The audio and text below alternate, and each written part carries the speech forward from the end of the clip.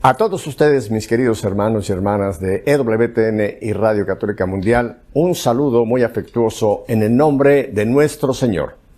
Bueno, pues sin más nos vamos a ir a Ecuador, a la diócesis de Santo Domingo, donde tengo el gustazo de tener a un misionero contemplativo, al Padre Byron Catman. Padre Byron, gracias por aceptar esta invitación de compartir con nosotros en esta estación tan importante para llevar el mensaje de Dios a todos los rincones de la tierra. ¿Cómo está usted, Padre Byron? Gracias a Dios, me encuentro muy bien, muy contento, feliz de poder compartir con usted y pues con un deseo muy grande también de llegar a tantas personas que seguramente a través de estas frecuencias audiovisuales pueden escuchar un poquito la voz de Dios, ¿no?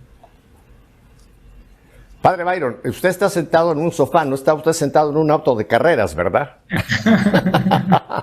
Algunas personas me han preguntado al respecto, ¿no? Sí, parece una de Fórmula 1 quizá. Normalmente, bueno, un familiar me la ha obsequiado y la utilizo porque es un poco cómoda, ¿no? Y además a la terapéutica, ¿no? Por alguna cuestión de columna. Y ahí uno también utiliza algunos instrumentos para poder llegar con más efectividad a las personas, ¿no? No, además le queda muy bien porque uno de los ministerios que usted tiene es trabajar mucho con los jóvenes y esa silla ya lo coloca usted en un marco muy agradable para la juventud. No está usted sentado en un trono episcopal o cosas por el estilo, así que lo felicito por esa silla. Es el récord de la mejor silla que he tenido. Muchas gracias. Padre Byron, antes de que hablemos de ese gran ministerio en el que está usted sirviendo al reino de Dios, cuéntenos un poco de Byron, porque su apellido y su nombre y su apellido no suenan como de ecuatoriano, ¿verdad? Yo creo que cuando lo presentan a usted como Padre Byron Catman, la gente está esperando que usted nos hable en inglés o en alemán, más bien en inglés, ¿verdad? Así es. De hecho, me ha ocurrido un par de veces que las personas no me han conocido, pero han presentado, ¿no? a mi persona y han dicho con ustedes el Padre Byron Catman, ¿no? Y entonces todos como que a la expectativa de un hombre alto, blanco, ojos azules, rubio, ¿no? Y cuando sencillamente voy entrando yo, ¿no? Y quizá, bueno, inclusive algunos jóvenes me han dicho después, pero, o sea, nosotros esperábamos algo que quizá como muy extranjero, ¿no? Pero a la final ha sido alguien tan nuestro, ¿no? Y también es como un buen truco para llegar, ¿no? Claro, pues bueno, claro, padre. Pero cuéntenos un poco de ustedes, su niñez, dónde nace, cuántos son de familia, para que la gente que quizá lo está viendo por primera vez, pues ya lo adopte como un sacerdote joven que está haciendo un gran trabajo. Bien, yo nací en el año 1990, el 2 de agosto. Mi familia, una familia que no se encontraba muy cercana a Dios, sin embargo, tenía ciertas raíces católicas cristianas, ¿no? De principio, quisiera atreverme a contarles brevemente algo muy fuerte, algo muy especial que a mí me llena el corazón, ¿no? Y es que siempre recuerdo que la Virgen María ha estado presente durante toda mi vida. Y especialmente todo comenzó con algo cuando yo nací. Cuando vine a este mundo, pues ocurrió un problema allí de tomar mala leche, se fue eso a mis pulmones, hubo ahí una congestión tremendísima, me llevaron a un doctor, me dijeron que estaba muy complicado, mi abuelita tuvo que llevarme a otro doctor en otra ciudad. Fue una situación muy dramática, prácticamente nadie se quería hacer cargo de mí, hasta que ocurrió realmente una intervención divina. Y es que mi abuelita se encuentra con una señora y esa señora le dice que se quede en un lugar, que va a venir alguien que le va a ayudar, ¿no? Dentro de un hospital, evidentemente, porque nadie quería hacerse cargo, ¿no? Entonces le dijo, quédese en este cubículo aquí, espere.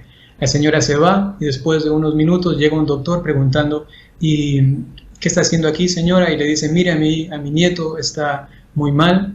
Mi abuelita le muestra a mi persona al doctor y dice que estaba tan mal que le decía, solamente un milagro le puede salvar. Yo me voy a hacer cargo, pero solamente un milagro. Así que vaya y récele a la Virgen María. Ahí había una gruta pequeña de la Medalla Milagrosa. Y le dice, vaya y récele allí, porque este niño solo se salva con un milagro, ¿no? Entonces mi abuelita va, ora por mí. Mi mamá ya que me había dado a luz por cesárea, estaba en su cama, adolorida y sin poder hacer nada porque era recientemente la cesárea que tenía. Entonces desde la cama también oraba, me decía, ¿no? Y me decía, mi mamá, le pedí al Señor que te salve, y si te salvase, te entregaba yo totalmente a Él, ¿no?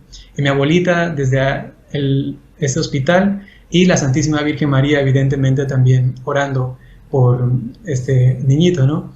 Y entonces a la final escucha a mi abuelita el nombre, ¿no? El niño Cadmen, ella se levanta, sale corriendo y le dice, ha reaccionado, rápidamente, vaya, consiga esto otro, y ahí estuvo un par de semanas mi abuelita cuidándome, y lo interesantísimo de todo esto es que ella en esas 2 semanas estuvo buscando a esta señora que se le apareció, que se le presentó, ¿no?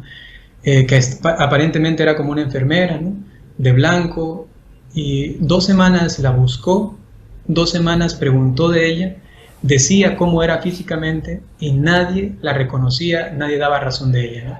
Entonces mi abuelita, cuando me contó esto, yo ya estaba en el seminario y me dice, así casi a la oreja, ¿no? Me dice, Byron, pero yo creo que ella era la Virgen María, ¿no? Entonces todos nosotros le agradecemos a Dios, pues ese primer momento de rescate, de salvación de ese pequeño niño, ¿no? Que era yo, que soy yo, y que luego pues fue creciendo con seguramente ese eco del toque de Dios en el interior del alma, ¿no? Y que, aunque alejado de Dios por muchos años, ¿no? Hasta los 17 años, porque no tenía una costumbre, por lo menos, o una doctrina bien aprendida o algo parecido, más bien muy alejado de la iglesia, de Dios, pero a los 17 años, pues Dios me tocó el corazón y a través de una llamada fulminante, una llamada muy, muy evidente, pues le dije que sí, y en unos meses entré al seminario y comenzó esta aventura. ¿Son más de familia o es usted hijo único? Somos 2 hermanos, además de yo, ¿no? O sea, estoy yo, está mi hermano mayor y está mi hermana menor, ¿no? Entonces, además de ese niño rescatado, también hay 2 más, ¿no? Entonces usted fue el sándwich, usted quedó en medio del sándwich. Un hermano, usted y una hermana. y esta infancia que usted nos cuenta, Padre Byron, que pues había una ausencia de Dios, ¿era porque usted se involucró mucho en los estudios o le causaba cierto rechazo a lo religioso? ¿Por qué es que nos cuenta que no había prácticamente una fe activa en usted, Padre? Bueno, quizá lo definiría yo como indiferente, ¿no? O sea, estaba todo ese tiempo completamente sin mi pensamiento en Dios, sin mis afectos en Él, más bien, pues, mi mundo era lo de un niño, ¿no? Los juegos, la escuela, los amigos, luego ya un poco más grande, salir. Hubo un tiempo en el que ya me comencé a desviar bastante, mucho las discotecas, el alcohol, el cigarrillo, las chicas, de aquí para acá, algunos vicios adquiridos, ¿no? Entonces todo esto de aquí se da, primero porque en ese tiempo mis padres no eran muy religiosos. De vez en cuando celebraban una novena de Navidad, eso es lo que más recuerdo. Sé que hice mi primera comunión y me confesé, pero no tengo mucho recuerdo de misas o algo así, para nada, ¿no? No tengo una experiencia de iglesia, prácticamente en mi niñez y luego peor en mi juventud, porque ya más o menos a los 11, 12 años mis padres entran en un conflicto en la familia. Esto desemboca en una separación, pero esto llevó algunos años de conflictos, peleas y también heridas entre ellos, pero evidentemente también para nosotros como sus hijos, ¿no? Entonces ahí ocurrió una especie también de demasiado libertinaje para nosotros, ya que ellos estaban en sus situaciones y nosotros andábamos de un lugar al otro, ¿no? Hubo unos años, como 3 años más o menos, en los que con mis hermanos casi no nos hablábamos. Uno andaba con mi mamá, otro con mi papá, yo con mi abuelita, nos turnábamos. Mi hermano se fue a vivir con otra persona, regresó. O sea, era realmente un caos interior, ¿no? Y por eso no había como esa instrucción religiosa, tampoco había una experiencia de Dios, porque nadie nos había como enrumbado hacia Él. Claro, por lo que describe, padre, que es obvio que hubo una crisis de familia y cuando la familia no está, la pareja no tiene una relación buena, sólida y no está el Señor en la familia, es enorme la posibilidad de que entre el maligno y trate de desbaratar la célula básica que es la familia. Así que usted es fruto de una situación de este tipo. Pero me encantó mucho la palabra que usó usted. Ya nos narró que estuvo usted metido con chicas, con alcohol, en fin, lógico lo que puede pasar con un joven, ¿no? Pero usted usó una palabra que es interesante. Tuve una conversión fulminante. Yo la palabra fulminante la relaciono mucho cuando a alguien le cae un rayo, dice, lo fulminó un rayo. o como Pablo, ¿no? Que también fue fulminante ese encuentro con Cristo camino a Damasco. ¿Cómo fue ese momento fulminante, padre Byron? Bueno, se dio en dos etapas, digamos así, ¿no? Pero que son tan, digamos así, conectadas en una unidad hermosísima, ¿no? Y tiene que ver con mi inteligencia y mi corazón, ¿no? Porque sucede que el primer acercamiento que tuve con Dios, después de ese contexto mencionado y después de andar en tantas cosas y vicios fuertes, ¿no?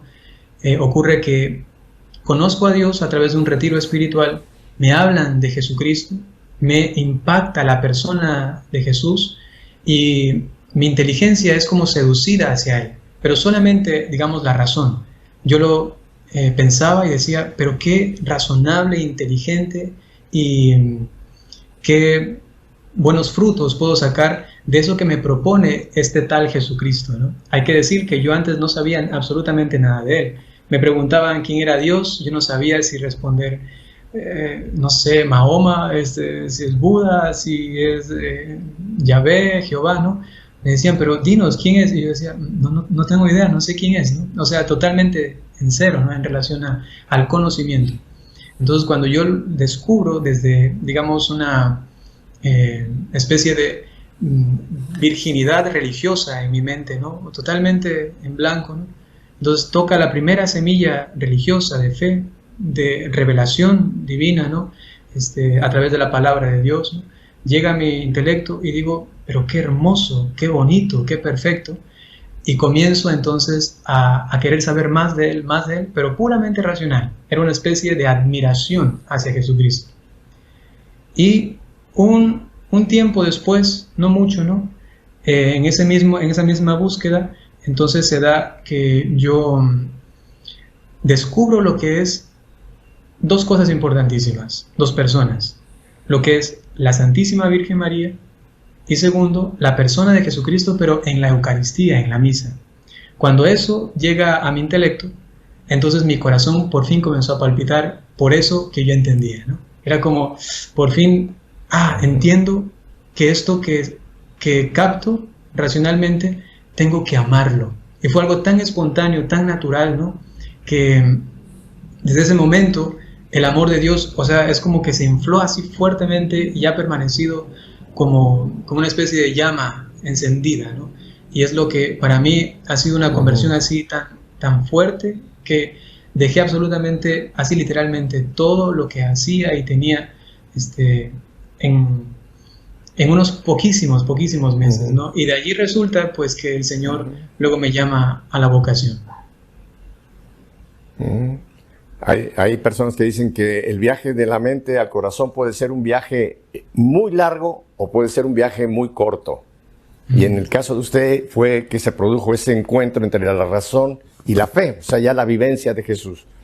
Vamos a hablar un poquito de esto, pero me interesa un punto que usted mencionó que no nos aclaró. ¿Cómo, si usted andaba en ese destrampe, como decimos, quién lo invitó a un retiro? ¿Cómo fue que usted fue a un retiro? ¿Cómo se lo presentaron para que decidiera Byron salir de ese mundo juvenil e ir a un retiro? Eso es casi ahí el primer milagro ahí. Sí, y todo comenzó donde comenzó, digamos, el dolor, donde comenzó la aparente destrucción. Allí mismo comenzó, en cambio, el gozo de Dios y comenzó la restauración. ¿A qué me refiero? Por mi familia yo pudiese poner el pretexto, ¿no? De que yo comencé a descarrilarme, ir por aquí y por acá, ¿no? Pero fue mi propia familia la que me acercó a Dios, ¿no? Ocurre con mi papá. Mi papá, en 3 años, después de la separación de mi mamá, vivió una vida disoluta, una vida muy mala, ¿no? Muy mala.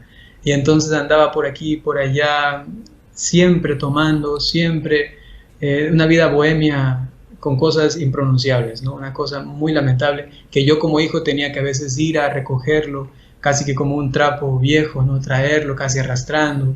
Ahí inclusive aprendí a conducir el carro porque él andaba por ahí borracho, entonces yo tenía que subirme, ponerlo al lado y yo venir manejando, ¿no? Un niño, ¿no? Joven, ¿no? De 14, 15 años, ¿no? Y, o sea, esa experiencia, ese quiebre, inclusive con familia, con mi papá directamente, pues después de esos 3 años ocurre que él primero va a ese retiro. Y lo que me impactó a mí sobremanera fue que en un fin de semana, un hombre que yo había visto de a poco como destruirse durante 3 años, en un fin de semana tenía otro rostro. Nos dijo que no iba a volver a tomar, nos dijo que iba a volver a trabajar, nos dijo tantas cosas que las fue cumpliendo sólidamente, firmemente, y para mí creó como interiormente una especie de nueva admiración, e inclusive para mí fue una especie de restauración de la relación filial paternal, ¿no? Porque yo ya le veía y decía, él tiene autoridad, porque ahora lo que él dice, lo hace. En cambio antes, ¿qué voy a hacer caso a mi papá? No. Yo inclusive esperaba que venga borracho para revisarle los bolsillos, a ver si tenía dinero, y yo me cogía el dinero y me iba también, ¿no? Ya viniste tú, ahora me voy yo, ¿no? Algo parecido a eso, ¿no? Pero en cambio, al ver la calidad de su palabra, ¿no? El testimonio que estaba dando, en unos meses fue esto, a tal punto que un día se acercó al colegio, yo estaba en el último año, y me dice, Byron, ven, ¿no? Pidió permiso al profesor, yo salí, me dice, mijito, deme su cédula. Y yo dije, ¿para qué? Me dice, deme. Y yo dije, bueno, está bien. Me dice, vas a hacerme un favor. Y le decía que este fin de semana ando a un retiro, te lo pido, ¿no? Y yo ante él, ¿no? Que ya me había demostrado su autoridad delante de mí, que se había ganado inclusive mi confianza, entonces le dije sencillamente, está bien, no quería yo, pero como era él el que me lo pidió, dije, está bien. Y en ese retiro, en ese mismo retiro, hay un momento en el que uno se encuentra también con un familiar. En ese caso yo me encontré con mi papá, y esa fue la sanación, digamos así, de nuestra relación. Y eso fue lo que desembocó luego a esa apertura a Dios. Entonces yo dije, si a mi papá, ese Dios que dicen que existe, le ha hecho esto, lo ha transformado para bien, entonces yo también quiero conocerle. Padre Byron, estoy seguro de que en este momento hay miles de personas que quieren saber qué retiro fue. ¿Fue carismático? ¿Fue cursillos? ¿Fue Emaús? ¿Fue, no sé, cuál fue?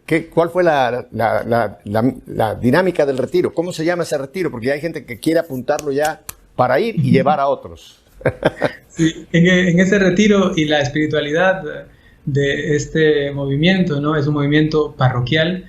Tiene como uno de los lemas más repetidos es todo está previsto, ¿no? Y este retiro es de Juan 23, ¿no?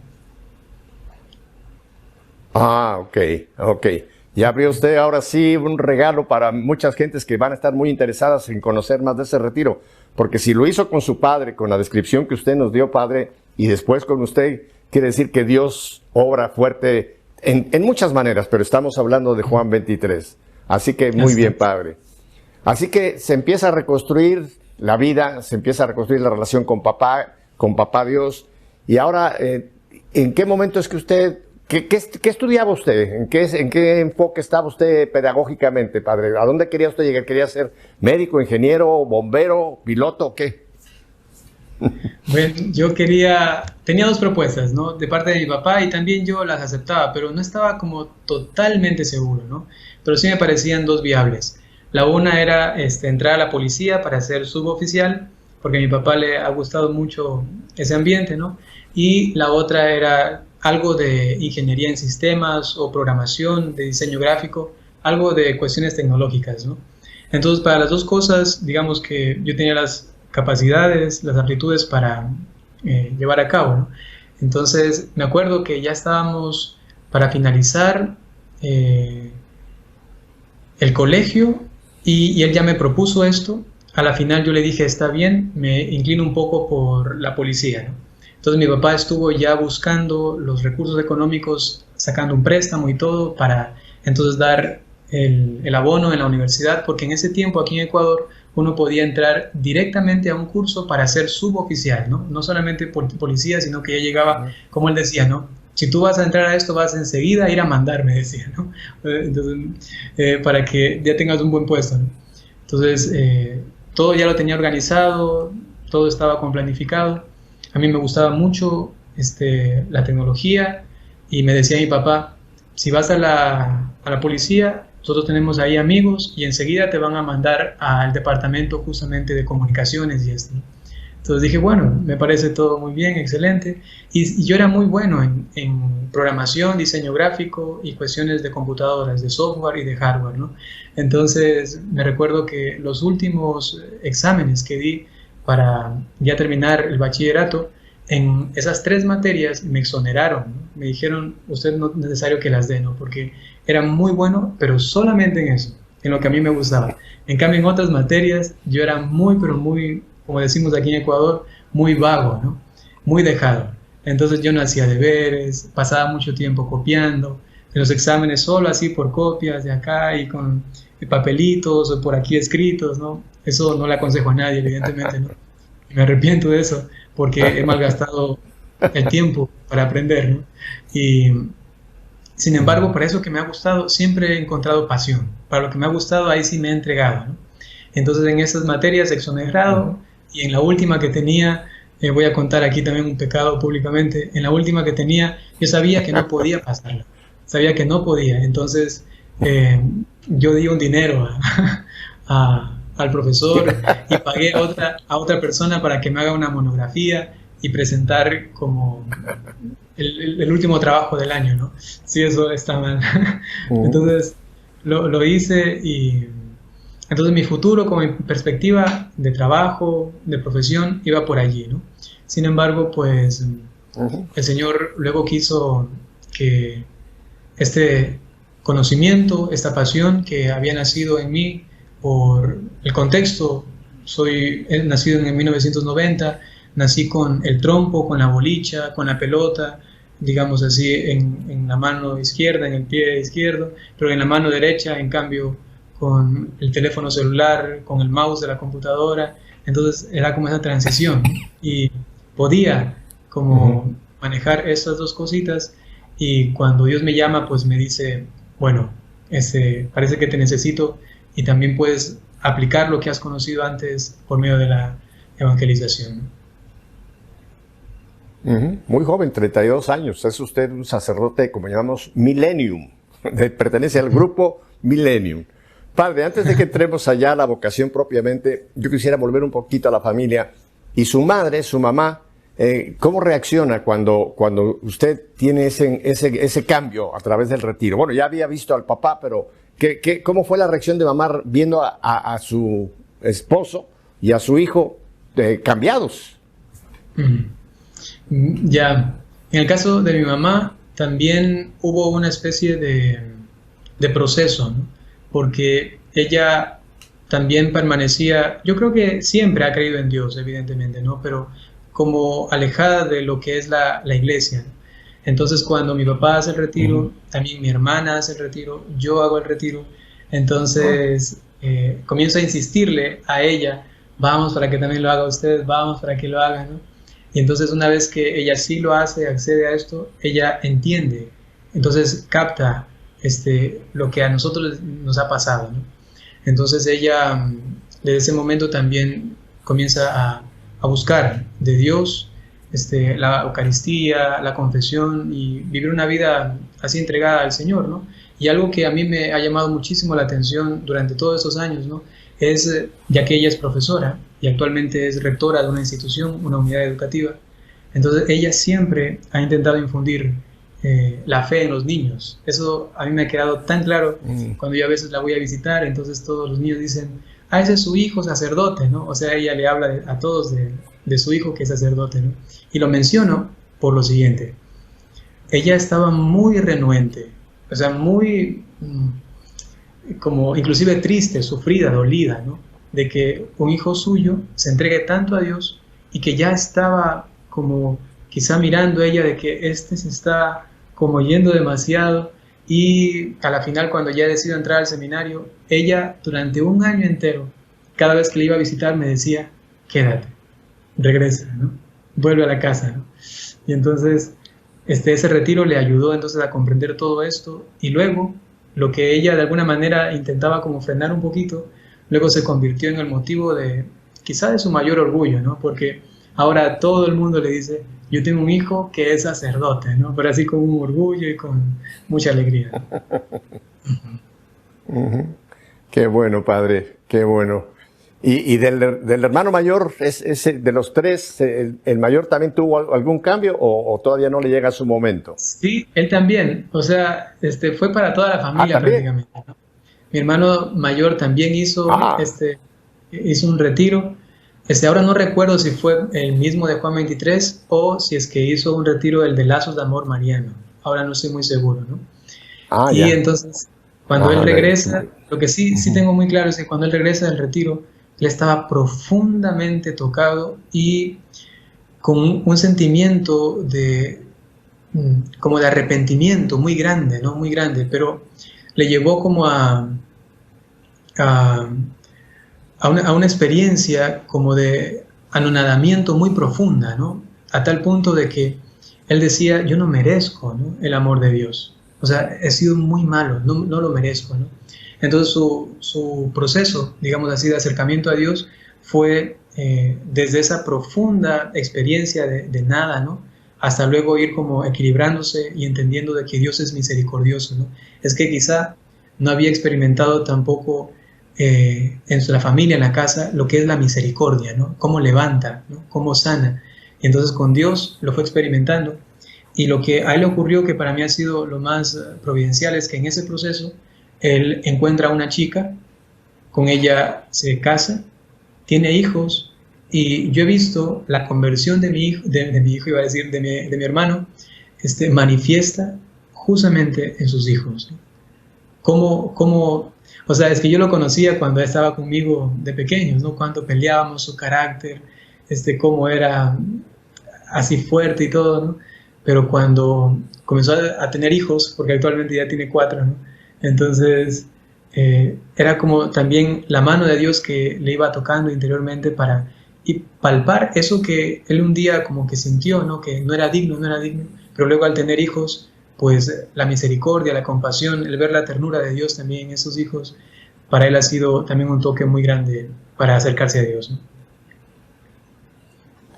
Pues padre Byron, le agradezco que nos haya usted abierto esta realidad de cómo de una familia que aparentemente estaba descarriada, cada quien por su lado, sin ninguna esperanza, cómo Dios ha ido reconstruyendo, cómo Dios a cada uno le ha dado el toque en el momento preciso. Y créame que este testimonio va a animar a muchísimas familias que quizás están en problemas, de abrirse, simplemente pedirle al Señor, Señor, como hiciste con la familia Carmen, hazlo con nosotros también, Señor, en tu tiempo y en tu modo. Padre, vamos a unos brevísimos mensajes, volvemos porque tengo todavía mucho más que hablar con usted. Gracias por la confidencia de abrirnos su intimidad familiar. Quédese con nosotros, el padre Byron y yo no nos vamos a mover, volvemos enseguida.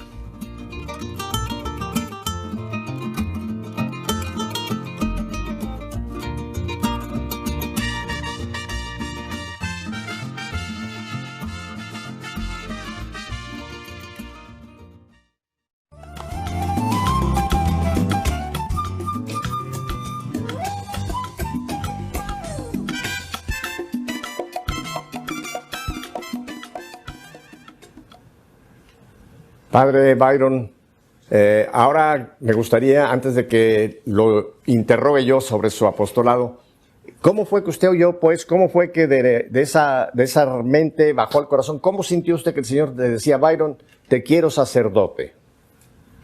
Ya, pienso que Dios en el trato personal que tiene conmigo ha sido siempre muy directo y rápido, ¿no? Así como me ha rescatado cuando yo nacía, ¿no? Así como rápidamente me enamoró de él intelectual, afectivamente, luego para la vocación fue inclusive hasta quizá más admirablemente, ¿no? ¿Y qué fue lo que ocurrió? Pues yo estaba en este camino ya como avanzando, leí el catecismo de la Iglesia Católica, leí los primeros libros de la Biblia en unos mesecitos, ¿no? Ya tenía todo el Pentateuco leído, o sea, estaba como muy fuertemente en la parte intelectual y en la parte afectiva iba todos los días a misa, me confesaba una vez por semana, hacía penitencia, ayuno, pasaba a veces mucho tiempo en oración, en vigilias también, a veces me levantaba en la madrugada y todo, ¿no? Y lo menciono así con mucha sencillez y naturalidad, ¿no? Con mucha humildad, porque eso ha sido solamente pura gracia de Dios, ¿no? Y entonces en medio de esto, pues ya se acercaba el fin del año y ya tenía que tomar mi decisión para entrar a la universidad. Y yo decía, pero aún no estoy del todo seguro al respecto de eso, todavía tengo ciertas interrogantes. Entonces sucede que le digo a Dios, bueno, quiero tener una respuesta de eso. Ocurre que nos invitan a una peregrinación. Hay una peregrinación en un lugar aquí de Ecuador. Justamente en ese año se canonizaba a Santa Narcisa de Jesús, una santa ecuatoriana, y allí en su lugar de su contexto, ¿no? de nacimiento, de vida, ¿no? Había una congregación de muchísimas personas, había una misa especial por ese día. Yo voy, estoy en esta misa, comulgo, siento algo así fuerte, porque era algo muy especial, veía muchísimas personas, muchísimos jóvenes, familias, y decía, qué bonita es la experiencia de la iglesia, ¿no? De vivir así como hermanos.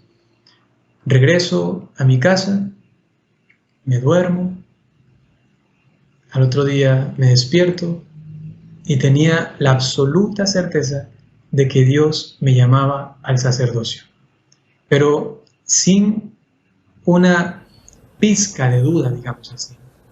Un regalo tan, pero tan maravilloso de parte de Dios. Entonces, en ese momento, yo experimento una especie de certidumbre. Yo he sido creado para eso. Mi vida es para eso, totalmente para eso. Y así, de otra vez fulminante, fue esa llamada. Y después de quizá un mes y medio más o menos, ya le dije a mi papá que no podía más, que tenía que irme. Me fui de la casa. Padre Byron, la congregación a la que usted pertenece, tengo que confesarle que nunca yo lo había escuchado de ella. Usted es misionero contemplativo de la comunidad Communio Sanctorum. Háblenos un poco de ese llamado a la vida religiosa y usted entra en una comunidad Communio Sanctorum. Cuéntenos un poco de esta orden a la que usted pertenece, padre. Bien, esta comunidad, dicho o traducido al español, es Comunión de los Santos, ¿no? Es una comunidad que nace en Alemania a través de un fundador alemán y otro español. Y el propósito de esta comunidad nació a raíz de dos preguntas que esas dos personas las tuvieron que meditar, las tuvieron que profundizar mucho en mucha oración, en mucho estudio bíblico, ¿no? Y las preguntas eran, ¿quién es Jesucristo y cómo ha querido que sea su iglesia? Y entonces la respuesta a esas dos preguntas es la santidad, ¿no? Comunio Sanctorum. Entonces, la comunión de los santos. Entonces, desde allí comienza esta iniciativa de parte de estos dos grandes hombres y luego fueron estructurando toda una regla de vida que es la que nosotros vivimos actualmente, ¿no? En ella, pues, tenemos como el propósito primordial es llevar el espíritu contemplativo al pueblo de Dios. Y esto a través de un deseo de llegar a la plenitud de lo católico. Entonces, para que la misión no absorba la contemplación, o también, que puede ser que la contemplación acapare todo en la vivencia y ya no sea misionera, pues la regla de vida nos dice que tenemos que tener diariamente 3 horas de oración mental, ¿no? Además de lo que es el rosario, la liturgia de las horas y de la misa, ¿no? Y luego pues tenemos un retiro mensual de 3 días, luego cada 7 años tenemos un retiro de 40 días o también puede ser un año sabático dependiendo de cada uno de los miembros, ¿no? Uno puede hablar con el superior y decir, quisiera quizá tener un año completo de contemplación, ¿no? Así se preserva la vivencia contemplativa y luego pues el resto del tiempo está invertido en la formación, en la misión, en la caridad, ¿no? Entonces yo entré a la comunidad Communio Sanctorum después de estar 1 año y medio en el seminario diocesano, ¿no? Los mismos padres de allí me dijeron, parece que usted tiene una comunidad, un carisma, perdón, más contemplativo, pues hay una comunidad que es así, y la conocí, me presentaron, hice un retiro con ellos, y de la misma manera como ocurrió con mi conversión, con mi llamado al sacerdocio, ocurre también con mi llamada hacia la vida de esa comunidad. Y es que después de una semana de retiro, otra vez fuertemente, ¿no? Así, una cosa tan fuerte, lo que se conoce como seguridad interior, ¿no? Así fuerte, ¿no? Y le dije al Padre Superior, yo he sido creado para esta comunidad, ¿no? Él solamente me quedó mirando, se me sonrió, pues, y después de un tiempo, con el permiso del obispo, pues pude entrar a esta comunidad en la cual quiero vivir y morir, ¿no? Es interesantísimo esto que nos narra Padre Byron, porque hace unas semanas escuchábamos el Evangelio de Marta y María, ¿verdad? Marta, la misionera, la activa, María, la contemplativa, ¿no? Y me encantó lo que usted escribió también, ese carisma de la santidad. Hay varios textos que pudiéramos citar, ¿no? Cuando el Señor dice, sed santos como su Padre Celestial es santo. Y la otra cita del Nuevo Testamento, sin santidad nadie verá al Señor. Y el documento también que nos entregó el Papa Francisco, que me parece que usted los debe de manejar muchísimo, ¿no? El de Gaudete et Exsultate, la santidad en el mundo actual. Y es importantísimo esto, Padre, porque hoy día la mayoría de la gente, incluso católicos, piensan que la santidad es para unos elegidos, los que tenemos en el calendario romano, pero que los demás, la santidad, pues podemos vivir nuestro catolicismo a mi manera, etcétera. Pero es importante saber, no, que el llamado es ser santos, porque sin santidad nadie verá al Señor. Ustedes proyectan esta mística, proyectan este llamado al laicado, al bautizado, a tratar de vivir esta vida en santidad que comprende los dos aspectos, místico y misionero. Así es. Como les decía, ¿no? El objetivo, la misión primordial es llevar ese espíritu contemplativo al pueblo de Dios. Y allí, siguiendo pues las enseñanzas de los doctores, los místicos, los padres de la Iglesia, hemos como entendido que la interpretación más auténtica del Evangelio pues la encontramos en los santos, en su vivencia, en su experiencia, y la parte contemplativa que antes se ha como querido mantener, quizá a propósito, quizá involuntariamente, ¿no? Casi que encerrada en los claustros, ¿no? Ahora como abrir, y para que también eso, el pueblo fiel pues tenga acceso a esa sabiduría tan grande, a ese alimento tan profundo y tan elevado, ¿no? Que es un camino de oración que va más allá de, digamos, solamente una pequeña oración vocal y un momentito de meditación o solamente el rosario, ¿no? Sino que hacer que la vivencia misma se vuelva contemplativa, ¿no? Y también enseñar e instruir al pueblo de Dios en esta forma de contemplación, ¿por qué no decirlo hasta mística, ¿no? Que si Dios regala el don, pues cualquiera, ¿no?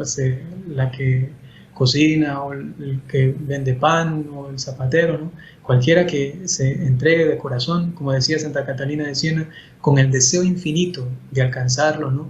El Señor puede tranquilamente dar este don de la contemplación, y eso ayuda a vivir una vida tan profunda de lo que llamaban, por ejemplo, los carmelitas, la unión íntima entre el alma y Dios, ¿no? Que es así mencionado, pero que integra evidentemente toda nuestra humanidad, ¿no? Nuestra corporeidad, psicología, afectos, pasiones, hasta lo más profundo de nuestro ser, ¿no? Entonces por ahí también intentamos hacerlo, y por eso visitamos algunos lugares, países, como instruyendo y dando retiros a las personas que desean.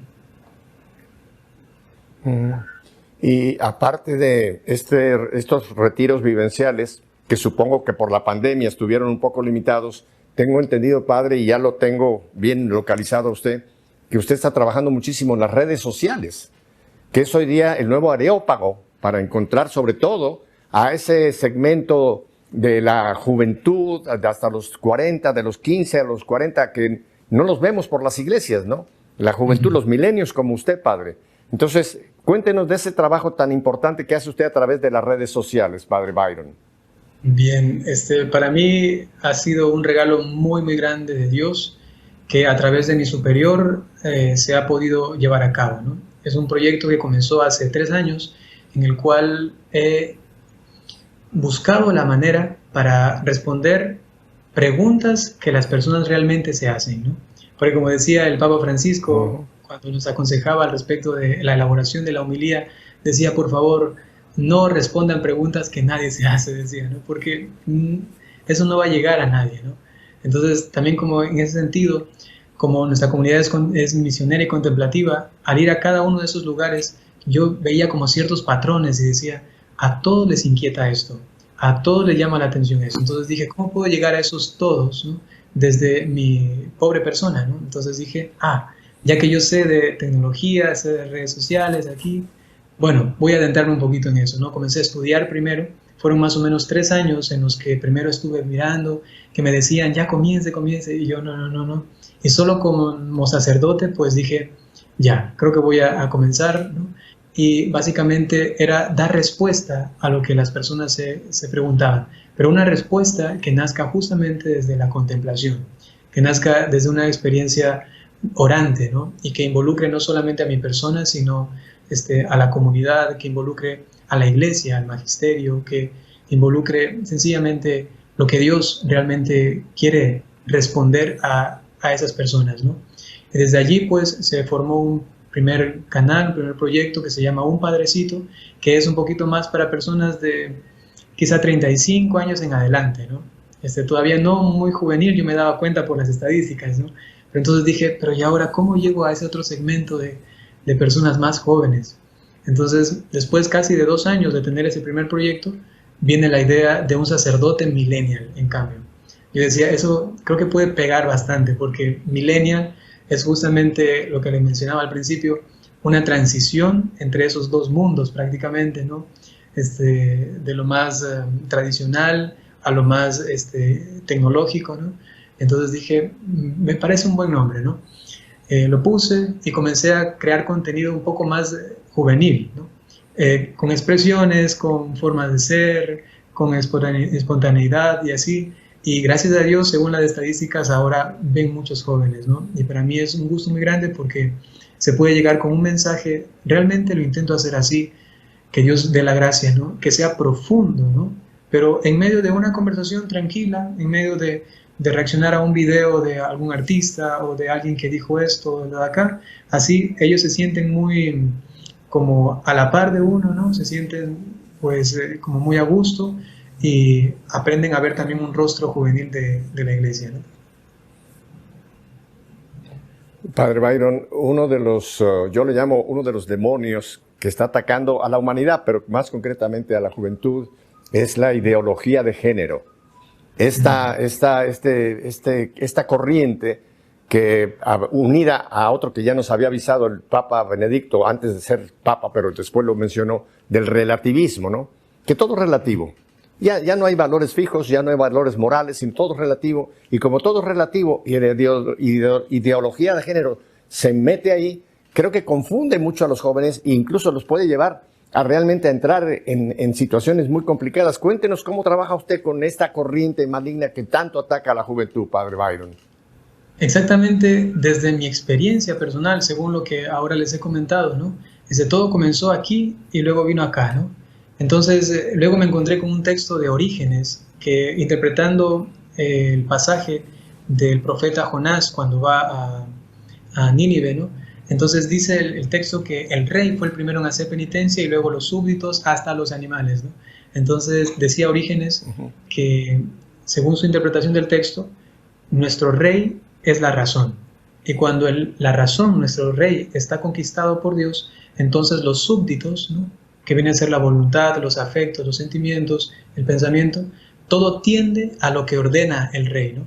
Entonces, a través de lo que lamentablemente hace una ideología, que es prácticamente cambiar la mentalidad, ¿no? Es una idea para mirar el contexto, la realidad de una forma según proponen, ¿no?, y no según lo que es real, verdad, auténtico, ¿no? Entonces, yo he también visto que una muy buena forma, un camino que se les puede presentar a los jóvenes es, entonces, primero, dándoles la verdad. Como decía San Agustín, la verdad es como un león, que sencillamente no necesita que nadie le defienda, porque es tan león, ¿no?, que él sabe sobreponerse ante los demás, prevalecer. Asimisma es la verdad. Cuando ella está, pues uno tiene que estar muy obstinado en el mal camino para no aceptarla. Pero si un joven, que normalmente eso sucede con ellos, están en búsqueda, están realmente buscando cosas firmes, seguras, identificándose, buscando su propia identidad. Entonces, si es que hay un padrecito por ahí, ¿no?, en las redes sociales, que se presenta con una silla gamer, que se presenta quizá con un micrófono, ¿no?, y entonces ellos dicen, miren, inclusive me escriben en los comentarios, ¿no?, yo comencé a ver sus videos primero por su silla. Un joven me decía, ¿no? Y algunas veces me han dicho así porque me sentí tan identificado, ¿no? Y entonces, viendo los videos que toco temas tan comunes para ellos, tan frecuentes, entonces eso llega bastante. Y en cuanto a esto de la ideología de género, del relativismo, es exactamente eso, ¿no? Cuando entonces yo veo un video al respecto de esto, o de alguna persona de renombre que ellos conocen, ¿no?, y que habla de cosas raras, extrañas, entonces yo cojo ese video, lo pongo allí y digo, bueno, yo quiero dar mi comentario al respecto y ustedes vean, ¿no?, qué les parece lo que estoy diciendo, ¿no? Entonces pongo el video, habla esa persona y yo reacciono. Y eso pega muchísimo, ¿no?, porque ellos decían, me parecía que lo que él decía estaba bien, pero ahora cuando nos da una luz para entender mejor esto, pues nos damos cuenta de que, ¿pero qué está diciendo, no? Más bien nos está mal aconsejando, ¿no? Y hasta muchas veces recuerdo de una chica que me decía, ya no voy a volver a escuchar a Karol G, me decía, ¿no?, porque hablaba en un momento acerca de la letra de sus canciones, ¿no?, que invitan también a estas cuestiones siempre relativas, ¿no? Y en cuanto a la ideología de género, solamente por mencionarlo, un chiquito joven, ¿no?, de 14, 15 años de Argentina, que veía mi tema de ideología de género así, dado para los jóvenes, y me decía, padre, me he estudiado todo el tema.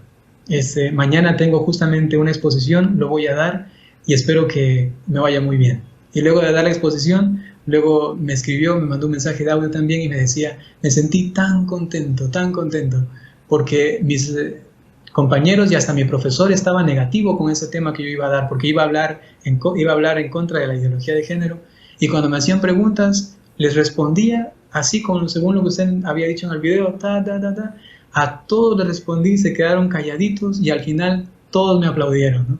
Entonces, es el valor, ¿no? Y es inclusive, digamos así, la fe en la verdad que es Cristo, ¿no? Y que esta realmente se impone. Entonces, buscar una forma, un medio un poco más atractivo, más cercano para ellos, pero no con otra cosa que la misma verdad de Dios, ¿no?, que es lo que la Iglesia Católica predica. Bueno, ya ve lo que nos dice la palabra de Dios, la verdad os hará libres. Ese punto es importantísimo. Padre, y en el pocos minutos que me quedan, también una pregunta. Me imagino que también quizá ha habido padres, ya no millenniums, sino centenniums, que a lo mejor ven algo de esto y quieren hacer contacto con usted porque quieren preguntarle cómo pueden ellos hacer que sus hijos realmente se abran a encontrar pues este canal, nuestros canales. ¿Le ha tocado que los padres también le han hecho consultas, padre? Sí, yo tengo transmisiones en vivo cada martes en la noche. Y muchos padres, de los comentarios que me ponen allí o de las preguntas, es siempre, padre, tengo esta situación con mi hijo, ¿cómo puedo ayudarle? O muchos de ellos me dicen, ¿cómo puedo hacer para que mi hijo hable con usted, ¿no? Entonces yo siempre pongo allí mi número de teléfono abierto, ¿no?, público, el que utilizo para esta pastoral, Y pues gracias a Dios he tenido la oportunidad de hablar con tantos, desde jóvenes que han estado en vicios, inclusive jóvenes que están en la cárcel, ¿no? También jóvenes homosexuales, jóvenes que están en vicios de impureza, todo lo que tiene que ver con esa esfera sexual herida, ¿no? Y hasta cosas más triviales, como a veces me llama o me escribe alguien para preguntarme una cuestión de noviazgo, padre, mire esto de aquí, esto de acá. Evidentemente yo no puedo responder a todos en un mismo día, o a veces en una semana, o a veces hasta en un mes no puedo responderles inmediatamente, pero cuando ya lo hago, pues intento entrar en contacto con ellos y decirles, aquí estoy, a ver, ¿qué les puedo ayudar? ¿No? Y ha sido posible también. ¿Y no ha pensado usted, padre, que quizá algunos otros miembros de su congregación se unan a usted para tener un equipo un poco más amplio y poder atender, me imagino, a las cientos y cientos y cientos de llamadas, preguntas que le llegan, padre? Exactamente, por eso es que el proyecto general se llama Un Padrecito, ¿no? Y eso significa que es un padre, ¿no? No es el padre Byron, ¿no? Entonces eso me da a mí mucha apertura, ¿no? Entonces aquí con la comunidad sí hemos como pensado en eso, ¿no? Con el Padre Superior también, ya en el futuro, los seminaristas se están formando. Como les decía, pues esta comunidad es relativamente joven, ¿no? Y entonces los seminaristas están ya en formación, algunos ya están acabando la teología, entonces ya vendrán más y entonces es posible que prontamente se expanda también el equipo de sacerdotes que puedan ayudar o inclusive hacer videos, ¿no? Porque no es del Padre Byron, sino es de un carisma también, es de una comunidad, ¿no? Y que en definitiva es de la iglesia, ¿no? Padre, y en este par de minutos que me quedan, denos usted dónde la gente puede contactarlo. Los que nunca habían hecho contacto con usted, ¿dónde pueden contactar a un padrecito? ¿Dónde pueden contactar a este enorme canal de apertura para los jóvenes? ¿Dónde lo pueden contactar, Padre Byron? Muy bien, el canal Un Padrecito, que es más de formación, ¿no? Con un talante, como decía, un poco más, digamos que hasta formal, ¿no? Lo pueden encontrar Un Padrecito en YouTube, en Facebook, que es donde más tengo actividad en estas dos plataformas, y luego también está en TikTok y también en Instagram, y también hay un canal en Telegram, ¿no? Pero si es que tienen alguna complicación por tantas cositas, pues sencillamente pueden contactarme a través de Facebook, hay un número público allí, en Un Padrecito, y ahí se les da toda la información. En el caso de un sacerdote millennial es muy parecido, está también en YouTube, en Facebook y también en Instagram. Y si es que también se les hace un poquito complicado, pueden entrar a Facebook específicamente, un sacerdote millennial, y ahí está el número público al cual pueden sencillamente contactar. Y por último, hay una sección que es un poco más académica, es más de enseñanza específicamente y se llama Teología para Laicos, Un Padrecito. Esto está solamente en YouTube, ¿no? Entonces hay clases de teología que para mí son realmente maravillosas por el efecto que han hecho en tantas personas. Hay inclusive una certificación de parte de mi diócesis para los laicos que hacen todo el curso y ellos pues tienen por lo menos esta aprobación o este certificado eclesial de parte de mi obispo, ¿no? Donde dice que se han formado en teología en todos esos apartados, ¿no? Es un curso un poquito largo, más o menos se acabará en quizá en unos 3 años, ¿no? Porque es un estudio que requiere bastante concentración y son bastantes clases, ¿no? Muchas gracias, Padre. Mientras usted los decía, aparecieron en pantalla estas direcciones, pero qué bueno por la gente de Radio Católica Mundial los pudo escuchar de su propia voz. Padre, le quiero hacer una invitación. Tengo muchas ganas de tener un programa con usted porque tengo 2 o 3 temas que me gustaría muchísimo exponérselos y que usted nos diera una luz. Así que no le voy a decir adiós, le voy a decir hasta dentro de muy poco, Padre Byron, porque lo voy a volver a traer a Nuestra Fe en Vivo. Así que muchísimas gracias por esta primera presentación del Padre Byron. Será la primera vamos a ver de cuántas más adelante. Y a ustedes, gracias Padre Byron. Y a ustedes, mi querida familia, si Dios nos concede, ya saben, no pido 1 año ni 10 años, una semana más de vida, Volveremos la próxima semana para seguir haciendo lo que vive el Padre Byron y que queremos todos vivir. Que nuestra fe sea una fe en vivo. Hasta la próxima semana. Bendiciones.